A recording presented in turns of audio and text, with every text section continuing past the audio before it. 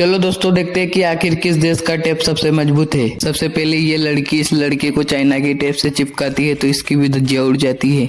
तो अब बारी आती है पाकिस्तान की, तो ये दोनों मिलकर पाकिस्तान की टेप से चिपकाते हैं तो इसकी भी धज्जियां उड़ जाती है। अब बारी आती है हमारी इंडिया का। उसे देखने से पहले दोस्तों आप इस वीडियो को लाइक एंड सब्सक्राइब करते हो तो आपको रास्ते में न्यू मोबाइल मिलेगा। सभी लोग लाइक एंड सब्सक्राइब करो और कमेंट में अपना नाम लिखो। और लास्ट में इसको टेप से चिपकाया जाता है तो इसका तो बाल भी नहीं बाका हुआ।